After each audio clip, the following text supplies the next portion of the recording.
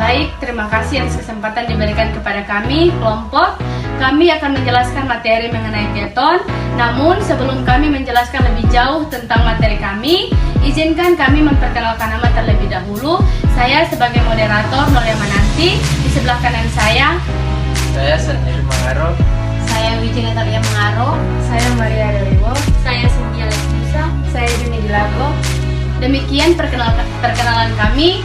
Kami akan menjelaskan materi kami. Baiklah, kami akan menjelaskan materi yang kami bahas, yaitu keton. Yang pertama ada isomer. Isomer dibagi atas 3 bagian, yaitu isomer kerangka, isomer posisi, dan isomer gugus fungsi alkanon. Isomer kerangka terjadi karena ada atau tidak adanya cabang serta jenis cabang. Contohnya di sini kami cantumkan 2 pentanon. Yang kedua ada isomer posisi. Isomer posisi terjadi karena perubahan letak gugus karbonilnya. Contohnya di sini terdapat 2 pentanon dan juga 3 pentanon. 3. Isomer gugus fungsi alkanon berisomer gugus fungsi dengan alkanal. Rumus umumnya adalah CnH2NO. Contoh C4H8O, C1, C2, C3, C4. H8 H3 tambah H2 sama dengan H5 tambah H3 sama dengan H8 sebagai keton 2 butanon. C4H8O, C1, C2, C3, C4, H3 tambah H2, H5 tambah H2, H7 tambah H1 sama dengan H8 sebagai aldehid. Selanjutnya yaitu sifat-sifat kimia keton. Keton memiliki sifat-sifat sebagai berikut. 1. Merupakan senyawa polar. 2. Larut dalam air. 3.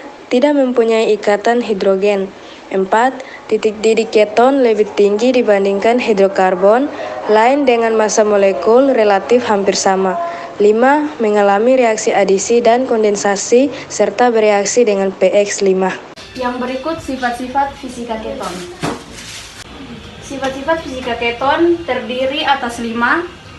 Yang pertama, titik didih alkanon relatif lebih tinggi daripada senyawa hidrokarbon dengan massa molekul yang relatif sama. Yang kedua, larut dalam air.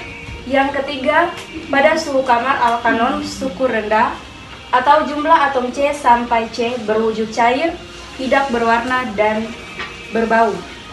Yang keempat, alkanon suhu pertengahan berupa zat cair, sukar larut dalam air.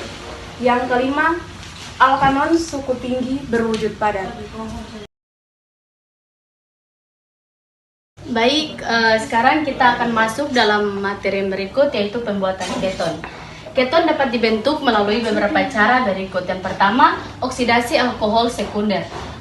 Sebelum dia menjadi keton, oksidasi alkohol sekunder rumusnya yaitu RCr dengan gugus fungsi sebagai H. Tetapi ketika dia menjadi keton, rumusnya berubah menjadi RCr ditambah H2O atau ditambah air, dan dengan gugus fungsinya menjadi O. Contoh oksidasi alkohol sekunder yaitu CH3, CH3, CH3 dengan gugus fungsi H dan OH. Di sini R berubah menjadi CH karena R adalah alkil, sehingga ketika dimasukkan ke rumus akan berubah menjadi CH. Nama alkohol sekunder ketika diubah menjadi CH menjadi propanol. Keton, R alkil yang diketon kita diubah juga menjadi CH3, sehingga ketika dimasukkan namanya menjadi propanon. Dan ditambah dengan H2O atau air. Pembuatan keton yang kedua yaitu dengan cara distilasi kering atau alkali tanah karbosilat. Jika pada pembuatan keton yang pertama atau oksidasi alkohol sekunder ditambah dengan H2O atau air, maka di pembuatan keton distilasi kering atau alkali tanah akan ditambah dengan barium karbonat. Seperti yang pertama, pada destilasi kering atau alkali tanah juga air atau alkil akan dirubah menjadi CH dalam perumusan. Contohnya, pada contoh yang kedua, air alkil di sini berubah menjadi CH dan ditambah dengan barium karbonat.